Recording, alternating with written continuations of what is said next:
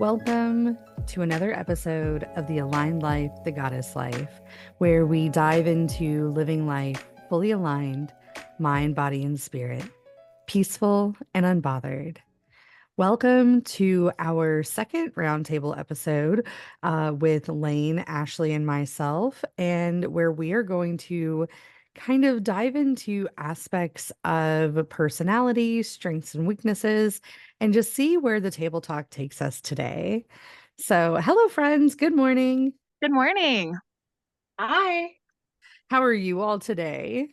I feel really good today. It rained a whole bunch here in Colorado, and so it just smells great. The temperature is wonderful, and I'm just so excited to have my coffee with you girls. Yes, I also made a fresh cup of coffee for this. I'm excited to connect. I've been waiting kind of all week for this roundtable. I get really excited to sit down with you guys. Same.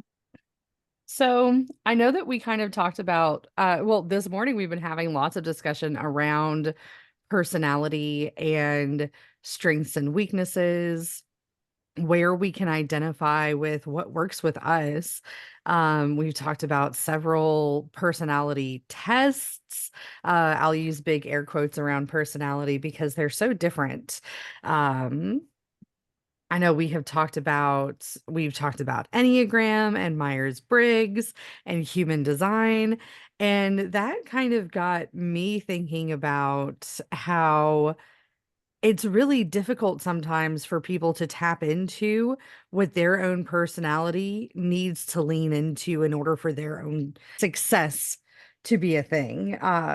Does that make sense? Mm-hmm. Absolutely. Have you all noticed something similar where it's kind of difficult for people to tap into their own ideas or their own movements so that way they can move easily through, we'll call it the frequency?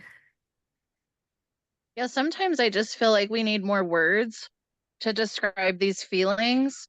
Um, and it's one of the hermetic principles, one of them to know thyself.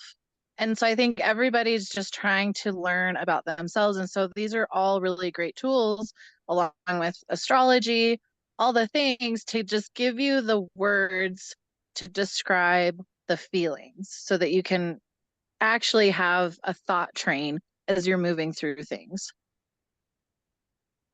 I've noticed that with spiritual awakenings, the first stage is usually this identity crisis where all of a sudden they kind of like wake up and they're like, this is not me. This is not my life. I don't know whose life this is, but I don't know who I am anymore. And it's very much this delving into who am I and what am I not that I keep upholding and living, you know? Oh, that makes total sense. Total sense. Struggling to find that forward motion, struggling to find what's the word I'm looking for here? It's that place where their placement in where they feel comfortable. Yeah. Yeah, yeah. Because I Yeah. mean, for spiritual awakenings, usually there's like this moment. Sometimes it's really traumatic, and other times it's just very jolting. And you just kind of like suddenly realize that um, your life doesn't fit how you feel inside, right? And you realize that you've been doing all these shoulds and what people expected of you, and it just doesn't feel right. It doesn't feel good. And Mm. and you're like, it kind of sends you on this roller coaster of constantly excavating and researching and trying to figure out who you are. And I think that's what brings a lot of people into the spiritual community too, is when they're looking for those answers as to who am I? Yeah. Yeah, and separating who you were told you were growing up and how you feel. I know my personal journey, it was like, okay, so you're gonna go do school, you're gonna go to college, you should do this because this is what you're good at. And then I get through all of it and I come out the other end going, but none of that feels right anymore. Like, what am I doing? Oh, yeah. I had a conversation with someone recently. We were talking about family businesses and how, when it comes to the idea of being an entrepreneur, there's this automated idea for lots of people how you're going to pass this down through your family. You have started something that is going to take care of generations, but it rarely aligns with your children or your children's children, and it only survives a few generations at best. Oh, how many stories have you read that started with that as the crux? Like the main character's like, my parents want me to join the family business, but I don't want to. And then there's the conflict and they have to go on their journey. That's such a theme. Oh yeah. Yeah. And we kind of like we dove into it pretty deep because I come from a family of entrepreneurs, which is so interesting because when you start to look at it, you're like, okay, this is a family that like they like to work for themselves. So when we have this preconceived idea that a family of entrepreneurs, well, they're going to do the same aspects in similar places. And that's not true at all. Like we have several real estate agents, which is, you work for yourself. There is I have a cousin who owns a construction company. I have a cousin who owns an overbody shop. I also have a cousin that does an underbody shop. I have two accountants in my family that own their own like CPA business. It's like this whole Mhm. list of things, and we're all so different, even though we have this core that clearly comes from our family somehow. Yeah. But we've leaned into these individual aspects, and I think that is the important part of finding that idea of identity in your personality is whatever that piece is. And I think we were diving into the human design chart earlier, and I think those really help with that. I think so too. I find human design really fascinating, and there's so much information in human design that I haven't fully grasped it. So I'm thankful for other people that have really done the deep dive. But there's been a few little things that really stuck with me when I looked at it and I had a session with a wonderful woman to explain it to me, and it's just how the energy moves through you. And I know that like for me, like I have to really feel it like as a gut impulse, and I also have to wait to respond. And so again, there's these layers. Like in astrology, I have an Aries sun, so I feel like I should instigate or lead. Like I feel like that's what I should do, that's my should. But then my human design is, but wait and see where the impulse comes. Just little things like that have really taken the weight off my shoulders in moving through life, That makes sense. taking That away makes a lot of sense. that. Because it's taking off those little extremities, those little tendrils that we have that maybe don't, I don't want to say don't have a purpose, but maybe are being grown in areas where we already know there's no nutrients for what we're doing.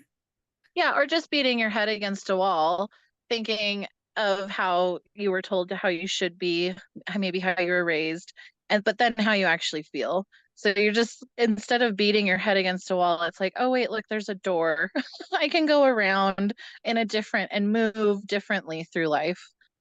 Yes, yes. I feel like this also heavily applies to the ideas of spiritual paths.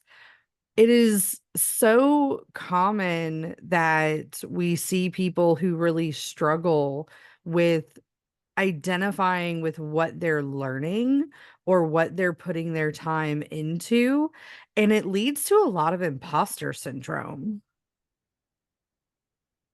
Well, I don't know. I think imposter syndrome is just the feeling of the ego growing, the comfort zone moving, you know.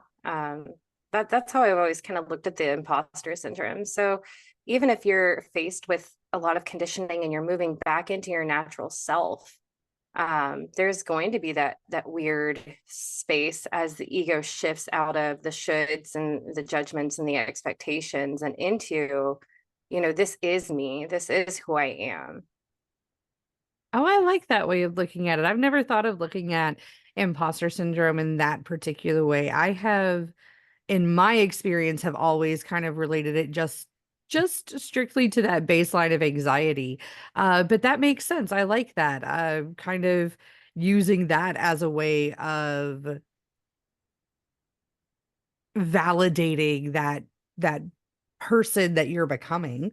That's very interesting. I like that. Yeah, and I think with the spiritual journey, there's a lot of preconceived notions on, again, what that should look like or what that should feel like. Um, like I was talking to a neighbor about the man who used to live in my house, and he was always trying to find that enlightenment feeling.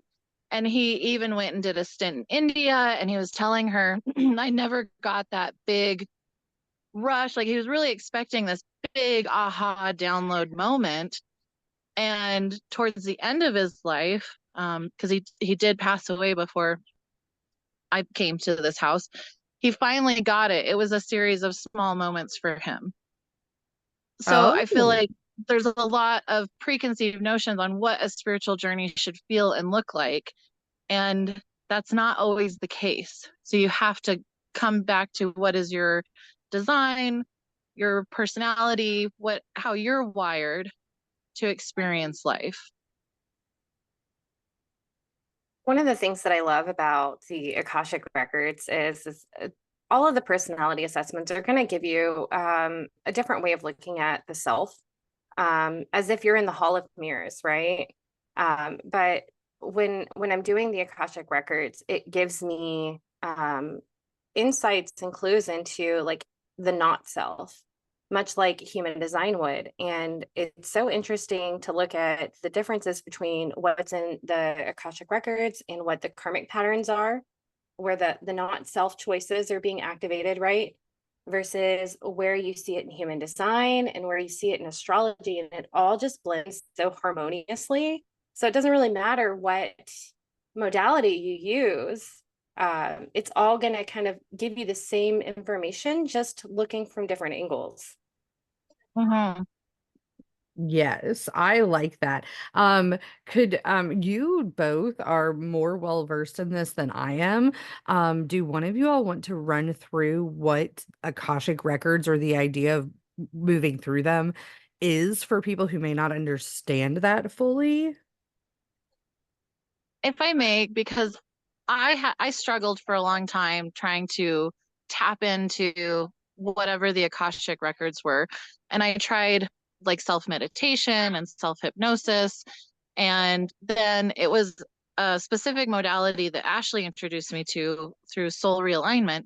And instead of an aha moment, I got a duh moment, which I feel like are more impactful when I go, oh, duh, it's actually that easy.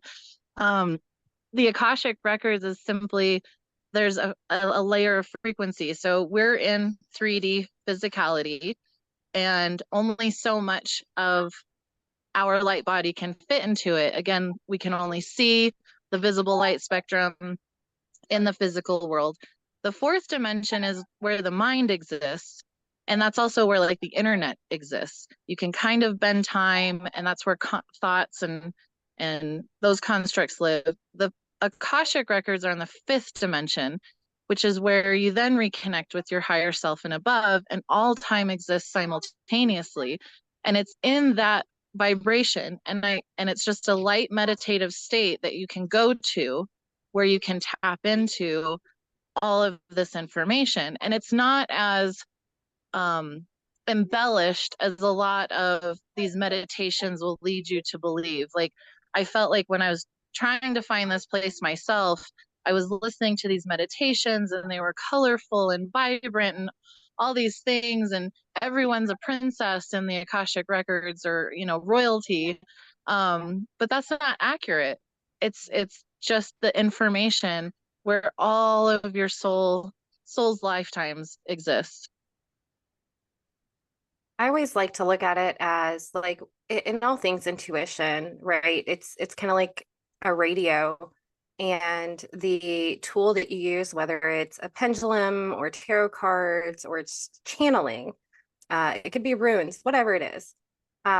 It that is the medium. That's the actual radio system that converts the wavelengths of the energy into a tangible knowing like sound as a radio would, right?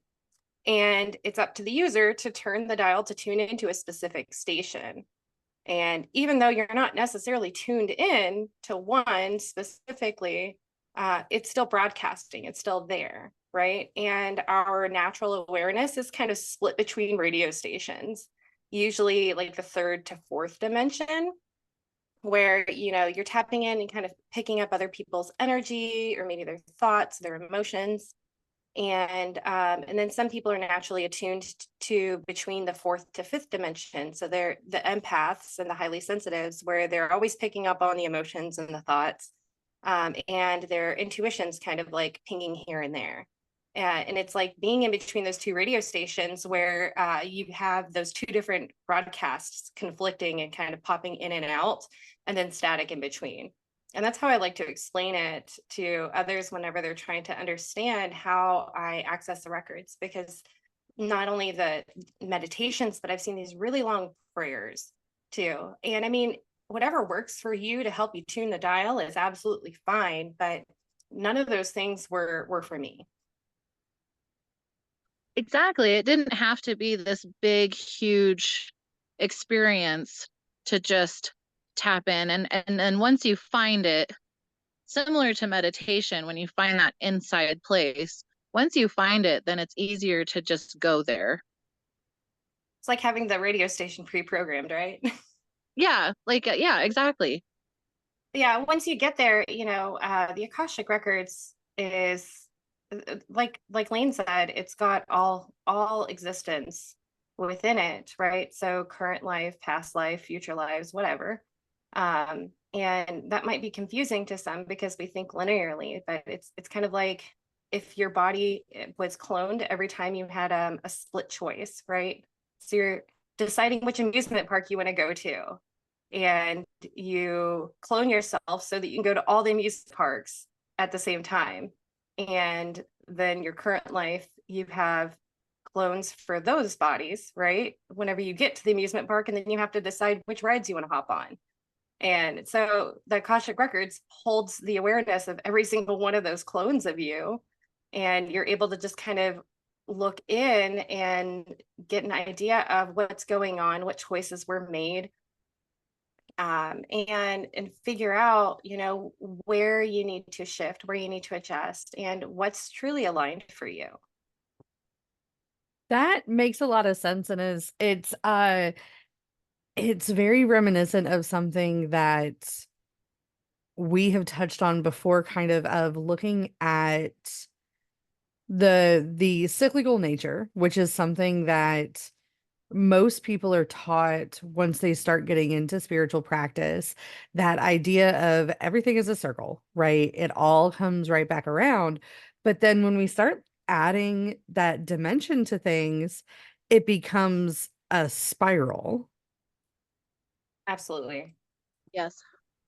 And I think that is another great way for people who may have an interesting and difficult time trying to determine what they're talking about in the idea of Akashic Records, because I know for me, the radio frequency idea and the spiral idea together paint such a full picture of it. Have you all ever seen the stories of like evolution, and how they, instead of doing the chronological line, they do it in a chronological spiral?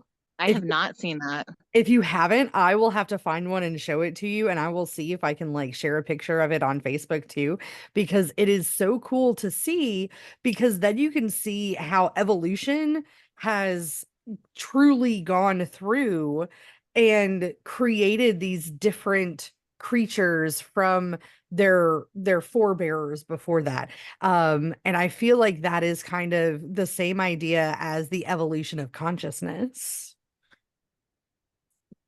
It's really interesting. But then also the idea of the radio frequencies also brings me back to a question that was posed to Layne and I during our Tarot Tuesday talk about how to kind of tap into your spirit guides. Because for me, in my personal path, that was the way that I was able to connect the two pieces, is trusting my spirit guides, was finding those frequencies and learning Mm-hmm. how to tune into them before using them for anything else. It was strictly for the idea of spirit guides.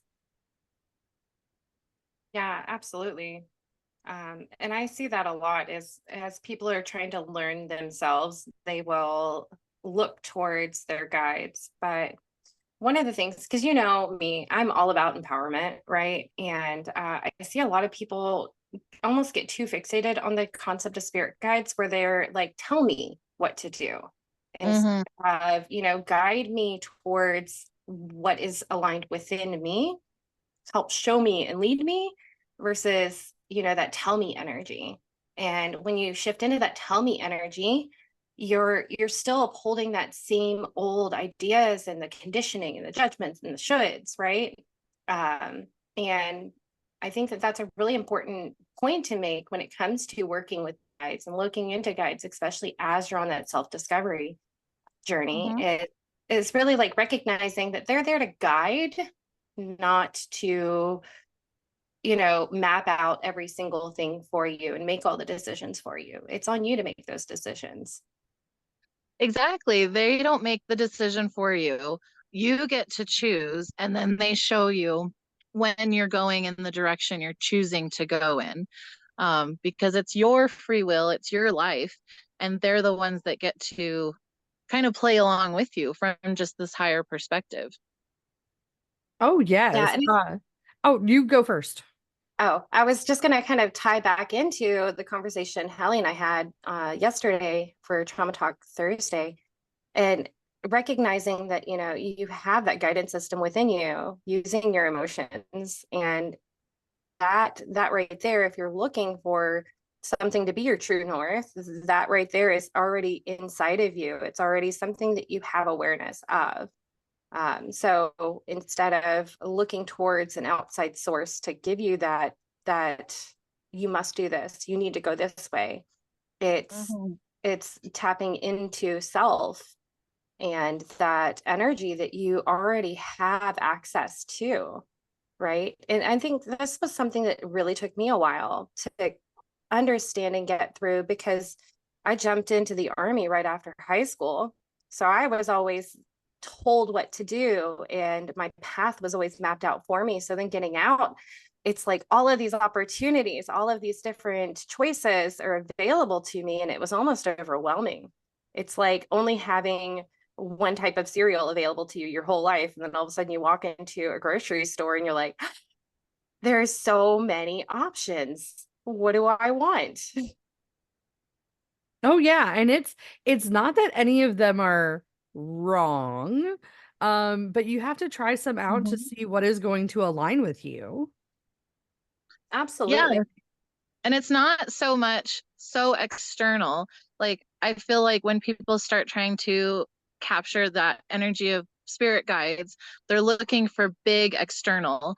And sometimes you get like those angel numbers, but it's really what is your eye drawn to? And then it's recognizing a sensation from within the body. So it's a lot more subtle than a big like billboard right in front of you. Oh, my spirit guide is talking, or even a big auditory experience.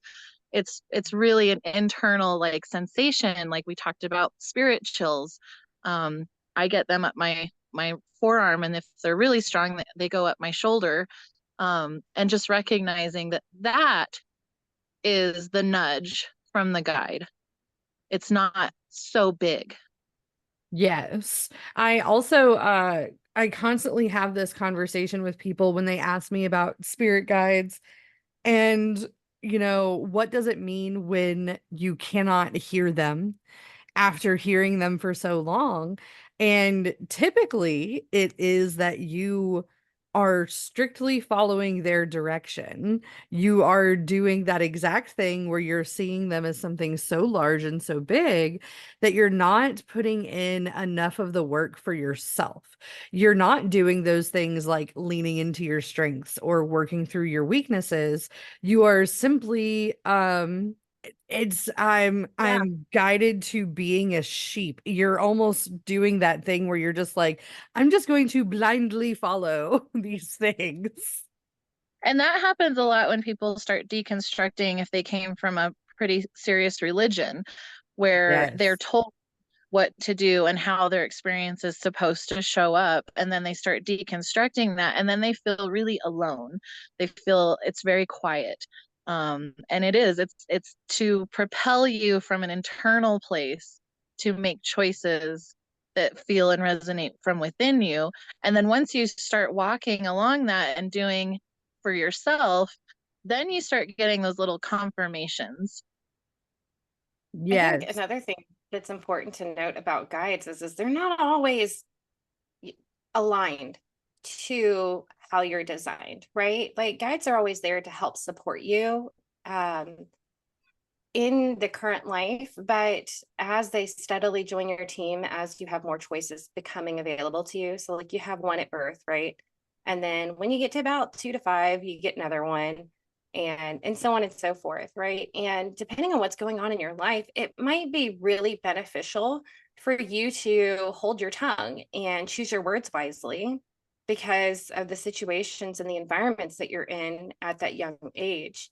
But then come your 20s and 30s, right? That's not an authentic or aligned or helpful um, support system to have, right? So there's also negative spirit guides that are upholding these energies for you that aren't natural, and it can cause some challenges whenever you're listening to and following that kind of advice. So it's also using that internal discernment when you are getting that advice, right? Oh Mhm. yeah. And Uh negative not being a bad thing, it's just no longer in alignment with you. yes. Yes. I recently, so from a very pagan perspective on that. It's the same as working through invocation with different deities. Because deities lots of times take that form of our spirit guides. And there's similar to the idea of just strictly guides, there's lots of times where like deities will go quiet and they will say, well, you need to do this lesson like on your own, so I'm going to take a back seat.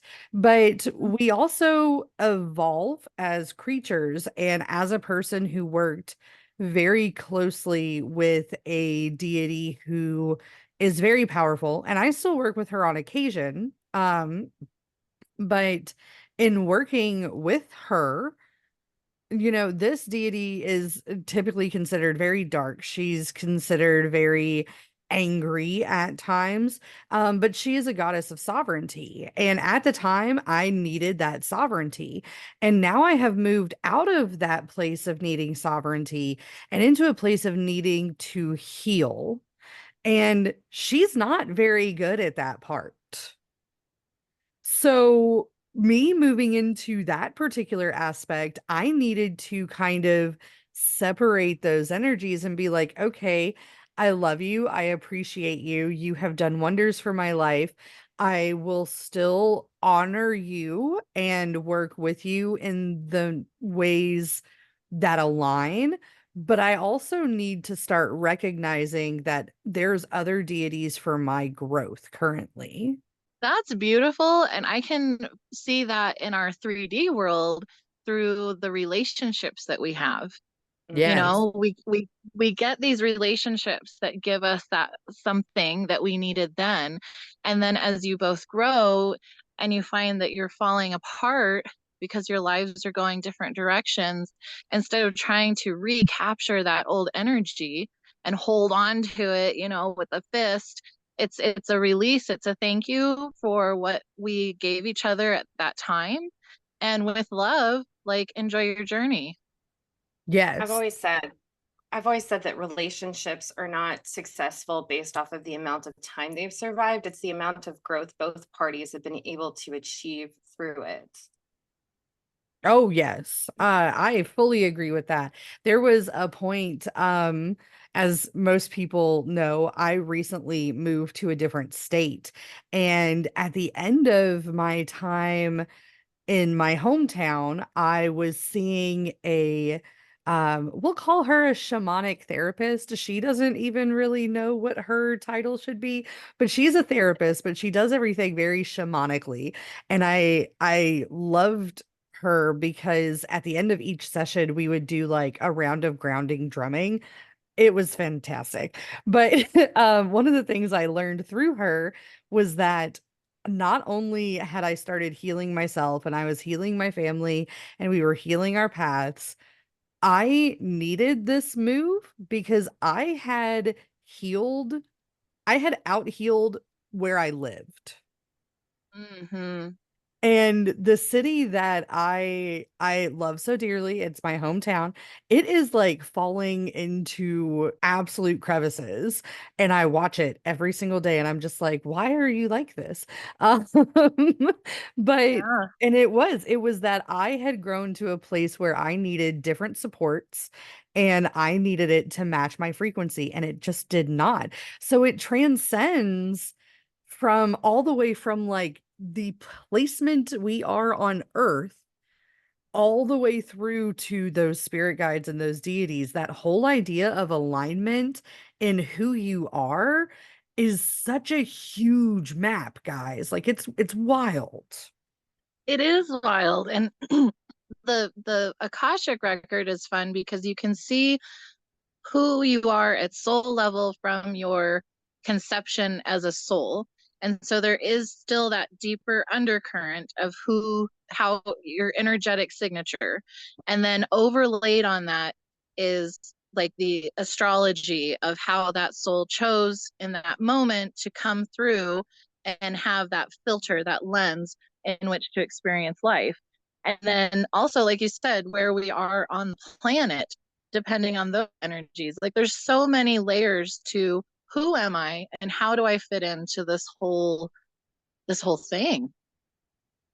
Oh yeah, and I'm not saying that for those who are listening who like can't change where you are in the world.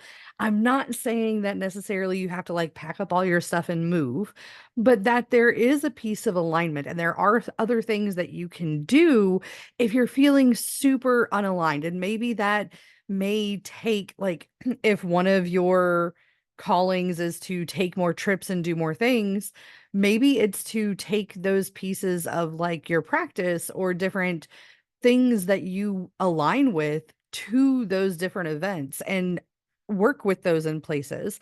I have a friend who she lives in my hometown and she also doesn't really align with it. So she goes out to different places to camp as often as she possibly can and do these different things that she can't really do there because it just doesn't work in its frequency. So there's always different things that we can do, and I feel like that kind of like bridges us into the ideas of like tapping into our strengths and finding what does like how we grasp what does align and make it work for us. Does that make sense?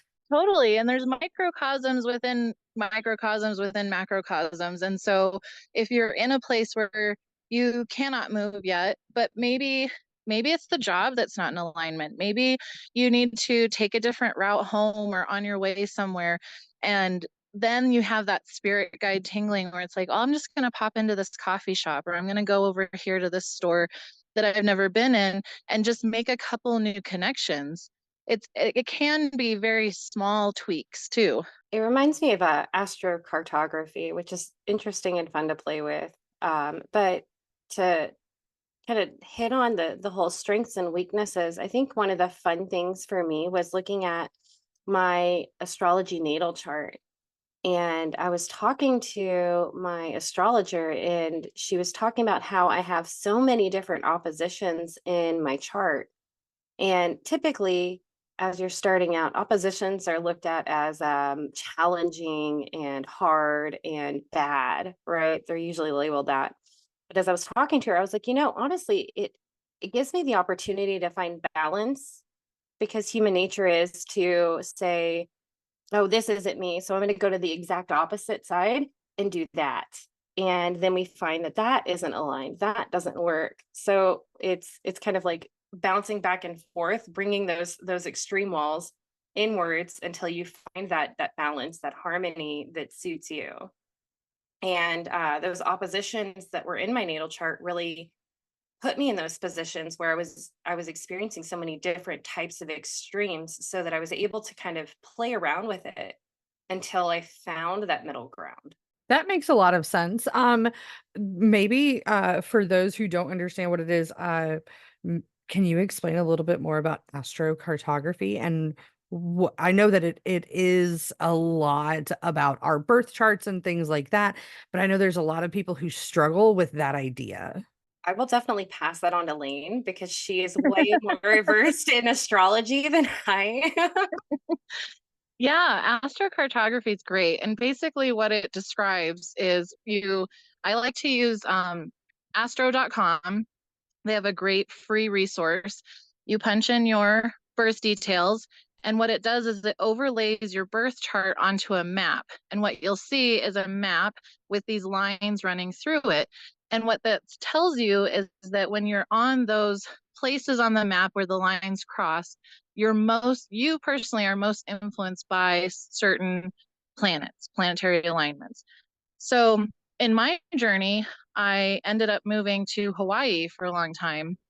And then when I found astrocartography, I found that that's where the moon and Venus most influenced me there. And it makes sense because that's where I fell into this work with intuition work and my feelings. And then Venus, I made a lot of great connections. So you can use that kind of as a guide if you are wanting to move somewhere, if you just have that feeling of I need to find a new place to be, you can look at the map and go, well, what do I need? Do I need more connection, love? Is it work? You can go somewhere closer to like your Jupiter line, your MC line. It can also tell you where you might have struggles, but you'll learn things like if you're on a Pluto line. Um, and it's really fun. And so I'll just tell a bit of a story then. So we're in Hawaii and we decided we want to move back to the mainland. And I kept being drawn to the Sedona area, which is already an amazingly magical place, right? But when I looked at it, I had like a Neptune line running through there. So it was all about like that intuition and psychic development. And so my husband and I decided to travel that way. And it felt like at the time, all my guides were saying, yes, go there. Yes, go there. Because even my husband said to me out of the blue, like, maybe we should try Sedona. And I was like, was I talking out loud? Like, where did that come from? And he's like, I don't know. It just popped into my head. Those to me are like little spirit guide nudgings. So we go there and nothing works out. Nothing works out. And I share this story because sometimes you'll feel like your guides will say, and with everything, to go here, do this, do that. And then you hit this, for me, I call it a dark night of the soul, where everything dried up. I felt like I wasn't connected. I couldn't hear anything.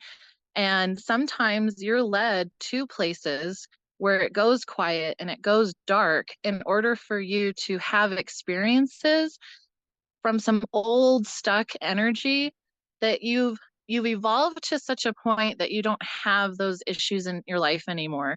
So you're guided to a place where those themes can come back around for you to experience again in order to break up that stuck junk energy and move through it now with this greater awareness. And that's kind of what happened to me. And then we ended up circling back and ending up in Colorado, which is where I'm from. Um, but the astrocartography, again, it's just another one of those layers that you can look to see that greater theme of who am I? What am I doing? Where am I? Oh, yes. And, to touch on Dark Night of the Soul, that is very common.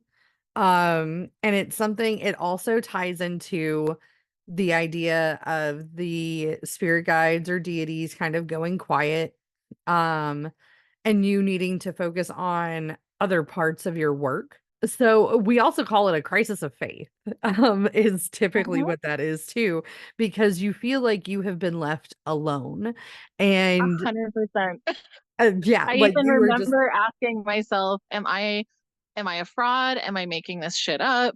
You know, like I thought I was so convinced that this is where I was supposed to be, like when I was in that really dark place. But then the messages started coming again. yes. Yes. And once you like realign and do the work that you're supposed to do, it comes back. It may look different, but it comes back. And there's actually an interview. I'm not going to tell everybody which one it is because I want people to listen and so that way they can hear it.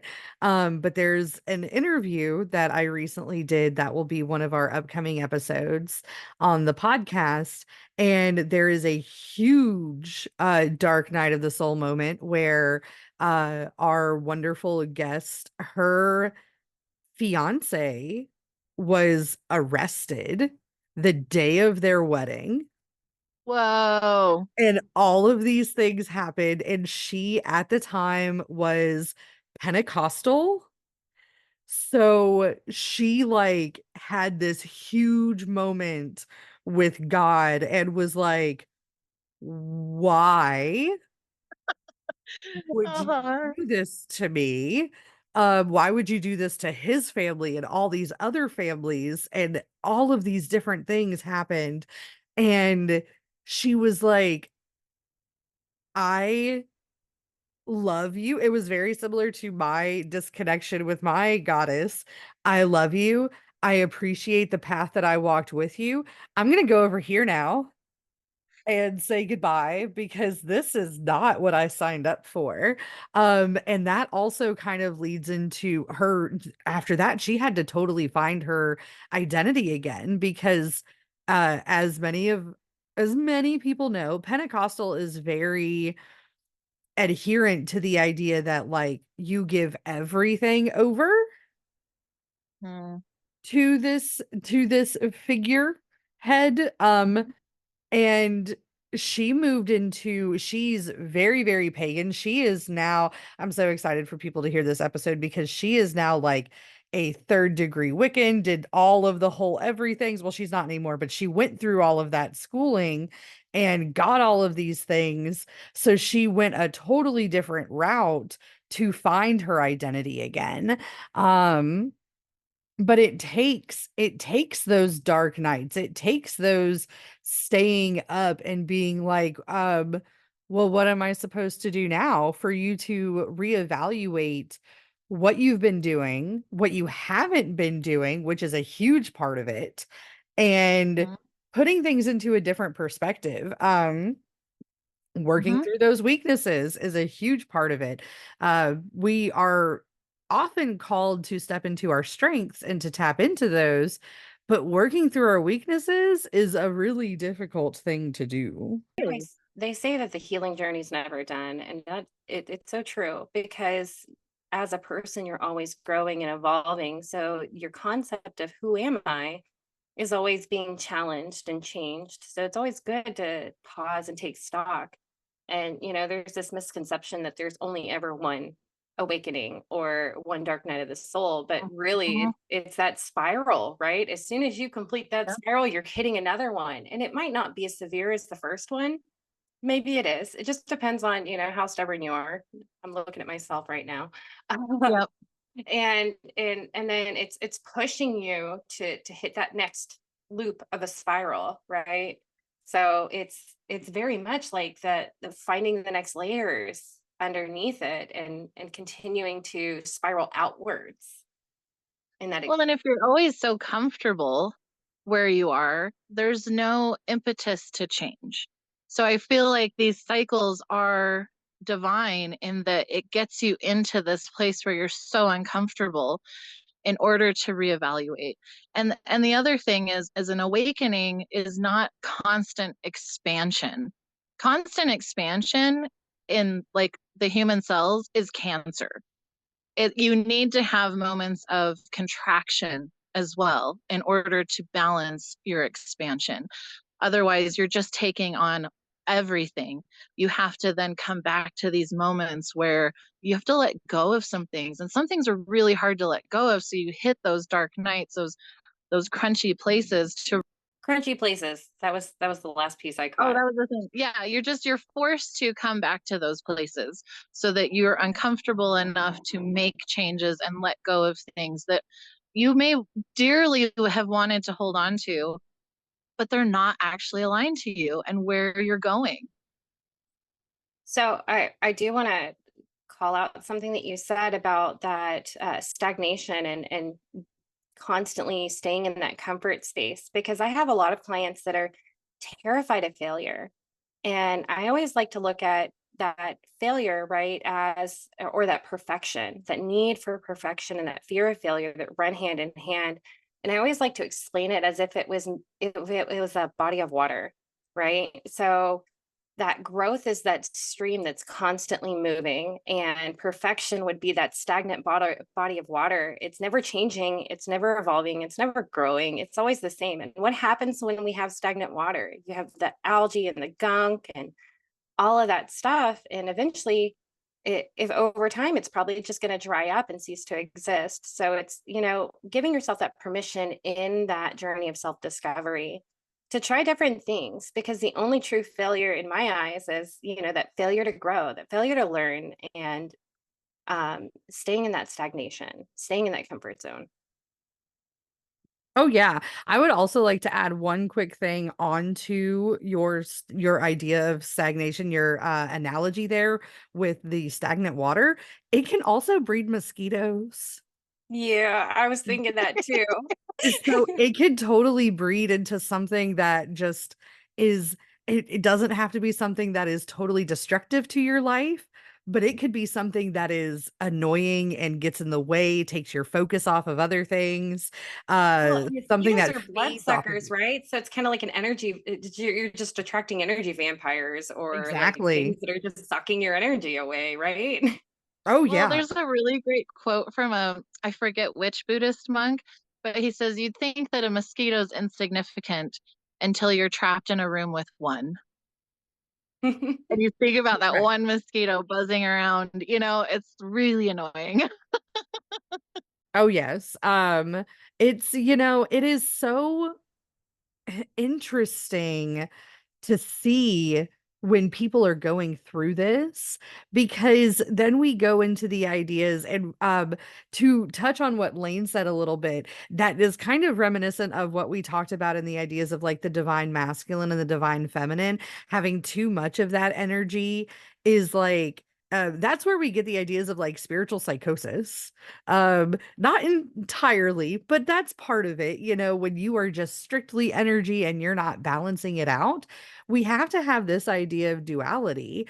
And when we observe other people going through it, it's so interesting to see which way people will lean, because that you can see the different levels of growth people have done. And when we're not leaning into our strengths or able to lean into our strengths, that's when we need to kind of look at those weaknesses and transmute the pieces of them into strengths in order to make those changes in our lives. I feel like a lot of people get stuck in those stagnant cycles because they're constantly not transmuting energy. Does that make sense? Oh yeah, where you Mhm. only focus on your strengths and you're just leaning into those really, really hard and just conveniently ignoring your weaknesses. Yes. Absolutely. Yeah. I mean, there is a superpower in your weakness as well. So it's finding that too. It's so that if you know that, you may wilt under confrontation, but leaning into that weakness and going, well, I'm going to find a different way then to show up, you can find a superpower in that. Oh yeah. I'm led to how you were talking about being stubborn, which there's a lot of people who can resonate with that idea of being stubborn. And although being stubborn is typically put into the weakness category, being stubborn can be a superpower. It can be something that you can transmute into, well, I'm not going to stop this particular thing because I know I'm aligned with this. And I know that there's just different ways that I need to approach it to go Mhm. through it. But that stubborn idea, quote unquote, big air quotes there, can be that you're holding on to that same base principle Mhm. and Yeah, moving so that I through. I like to look at it as like a spectrum, right? And, stubbornness is that one side of the extreme, where you're really, really, really pushy. And then the opposite side of that is maybe that very, very passive, placating energy, right? And if you find that harmony, find that balance in the middle, like I was talking about the oppositions earlier, right? You find that self-motivated, driven ability where you're able to use that discernment, know which battles are worth the fight. And as soon as you have that decisiveness, you're able to go forward and make it happen in a very healthy, harmonious way versus, me consistently trying to ram down the wall instead of stopping, stepping back and looking around and being like, there's got to be a better way.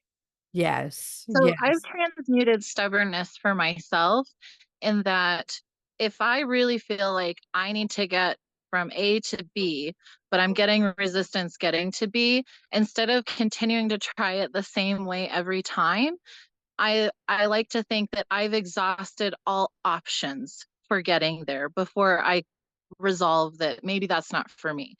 So to change perspective, like stubbornness isn't like again right or wrong or bad.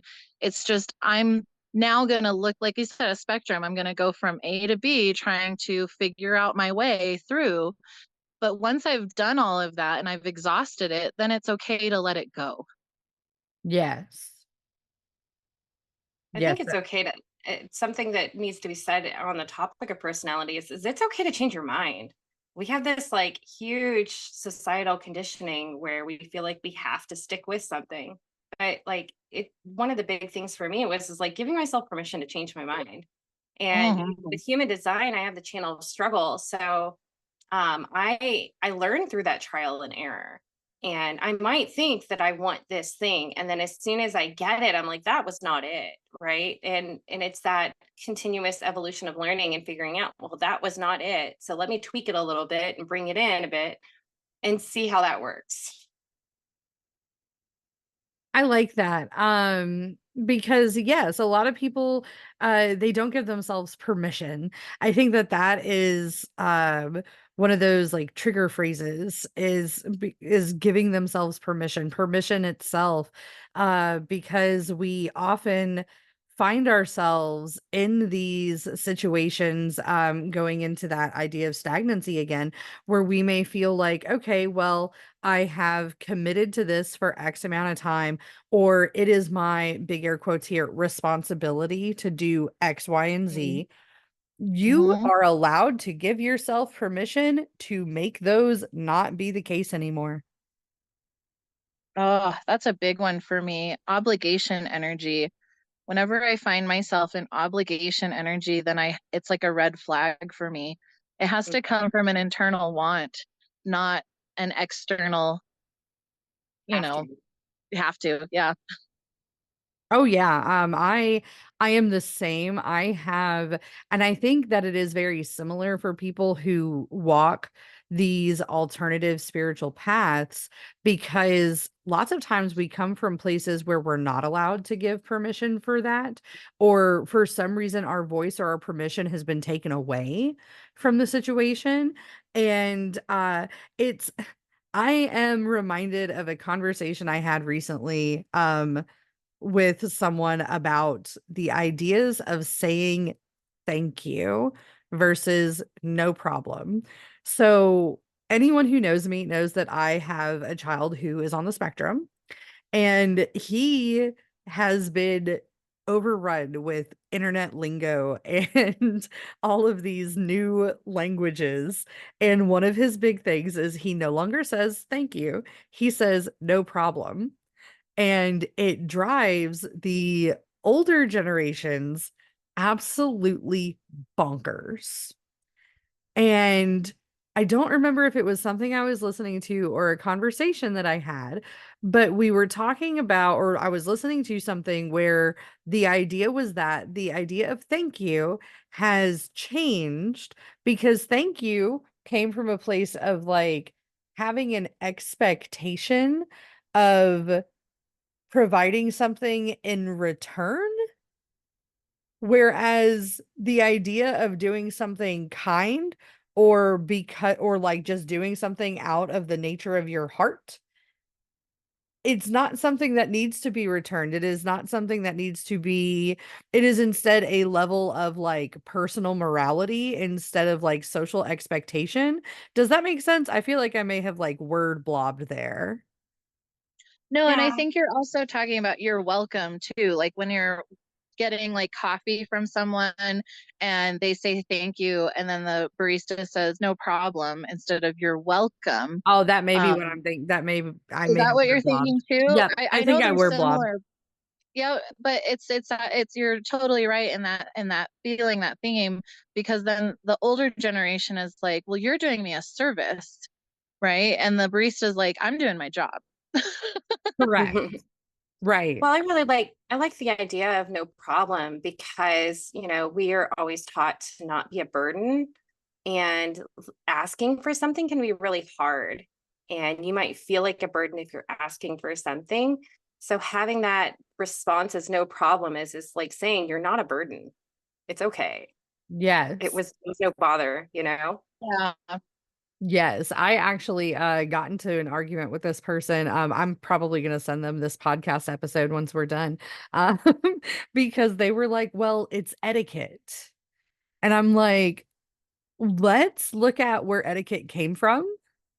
Mm, Because etiquette is that expectation and this expectation to live to a standard, no matter who, what, when, where, or why.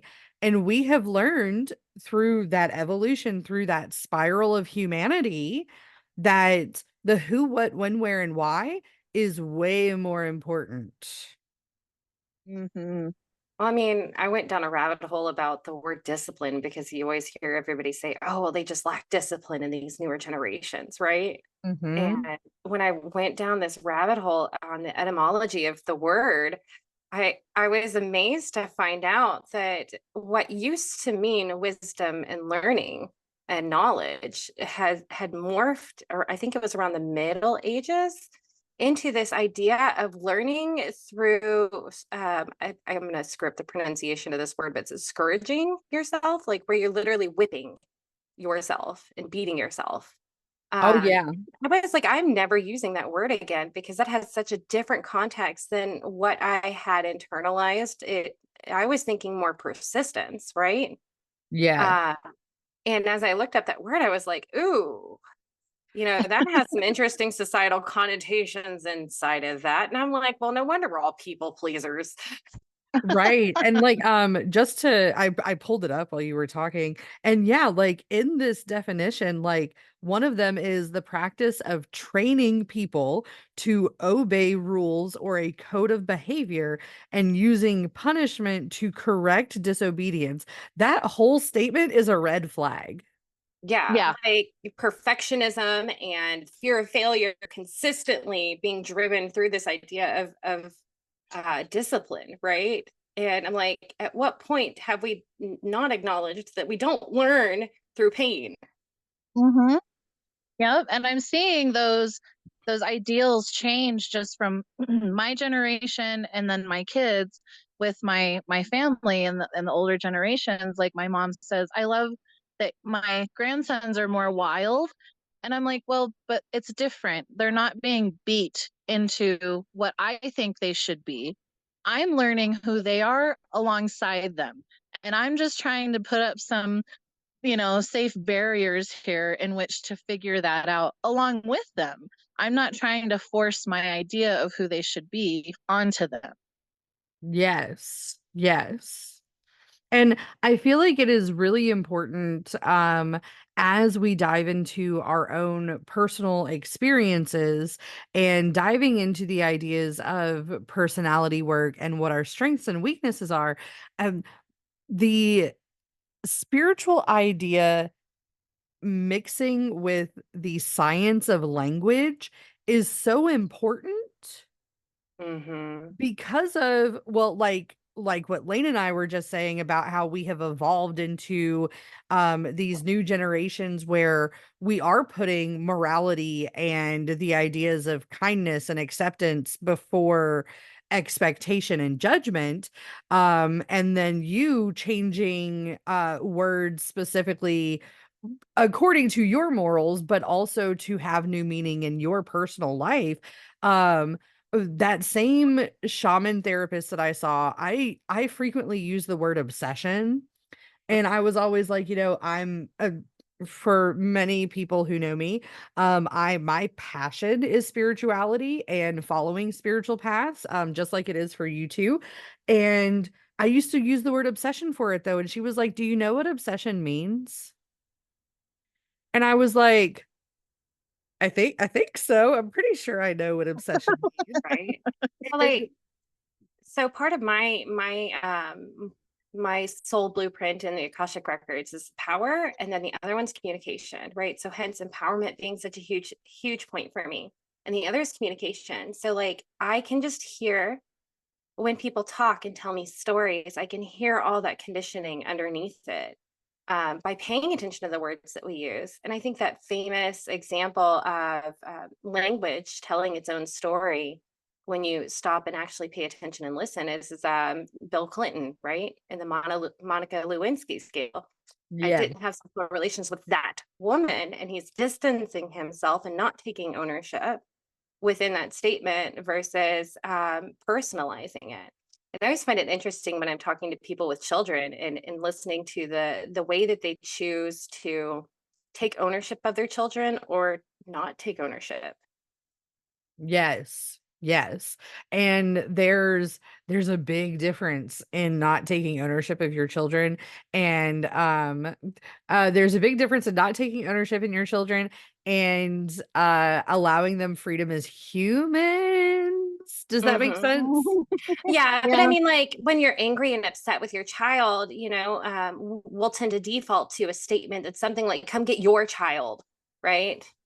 Yes. Or that child is doing, and we're distancing ourselves instead of owning our own emotions around the things and recognizing that there's a preference running behind there, and maybe it's okay that whatever they're doing, or maybe we need to set some boundaries because it's dangerous. Yes, yes. It is very, very interesting to see the way that people put their own personalities and their children's personalities together.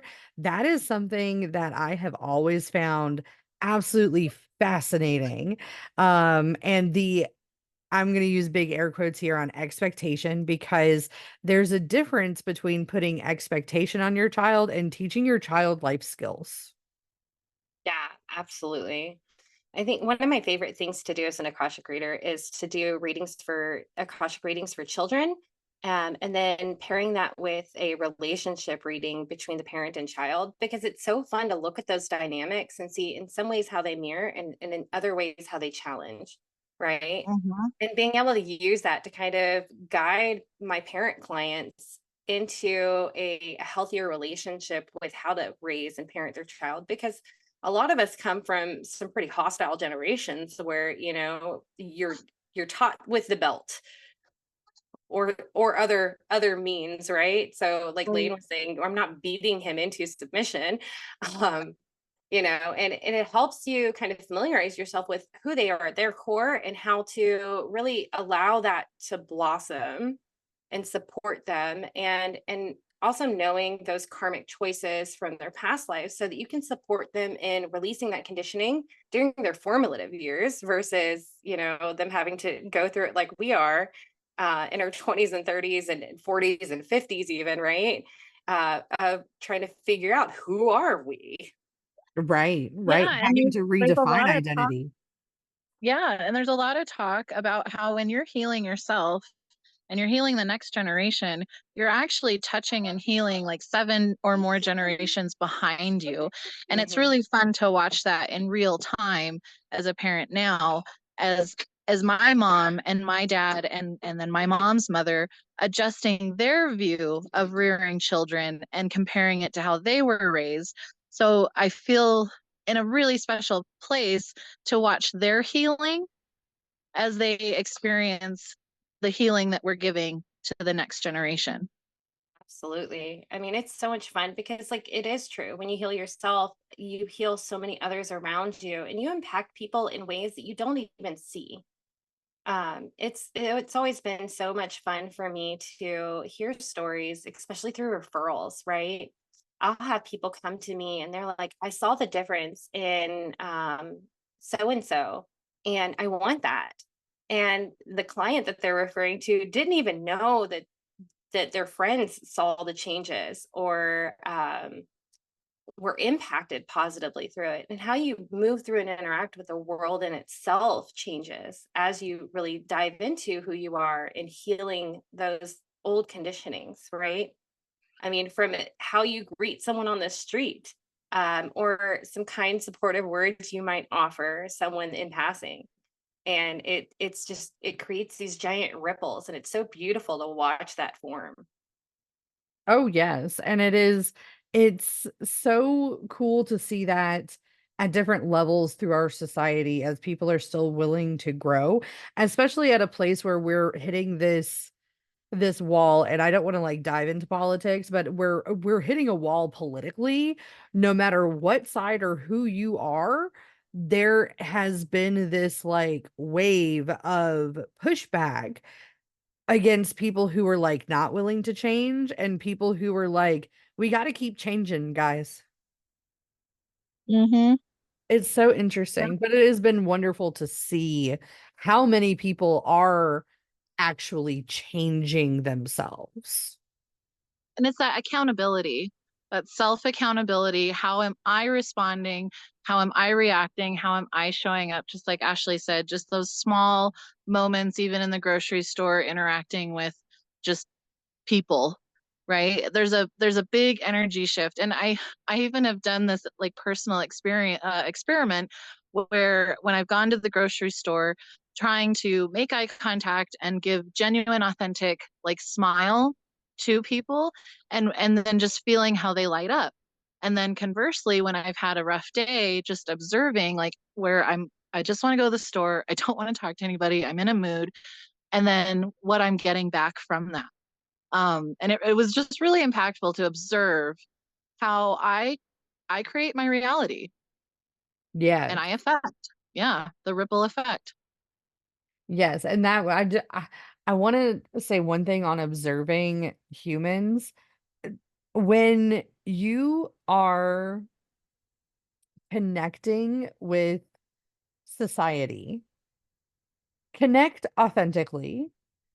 And I say that because so just to give like an example of observing the human nature and language and that connection and growth as we go, to give an example of seeing where things are like stagnating, um, just because it's on my brain and through this conversation and it's now like stuck there. There was something I noticed. I was leaving a popular entertainment place, and there was a gentleman at the door, the exit door, who was just, he was very obviously disabled. And I had not seen him have, like, any interactions with other people, and as I walk through, having a child who has extra needs, it has been part of my purpose to ensure that I put no what's the word I'm looking for? I don't automatically guess what a person's ability or disability may be. Mhm. And I walked up to this gentleman, and as I left, I just said goodbye. And I had not heard this man speak one word the whole time. And we had a whole beautiful conversation before I fully walked out of that door. And Mm, there were probably 40 people that walked out of that door in front of me who very obviously were not taking the chance because he was visually disabled.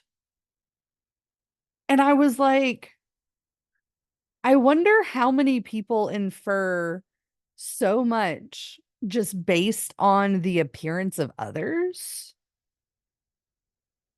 It's just very uh, interesting to think about, especially as you bring up the ideas of like making sure that you're putting out so much authenticity, like in your smile and in the way that you approach things. Like that may look different for everyone. mhm, mhm. So giving that Yeah. opportunity to everyone, I feel like is very important. Yeah.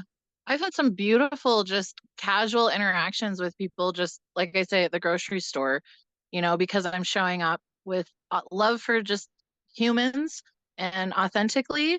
And then we have this great little moment in the tea aisle about tea, where then he's now inviting me to come, ice skate on his pond when it freezes over. Like, okay, you know, Oh, I love like that. human connection is so cool when you get like I love to just think as I'm walking through life, like, hello, human. How's your human experience? Like, this is a trip, right? Right. It is weird in our like meat suit mechs that we walk around in.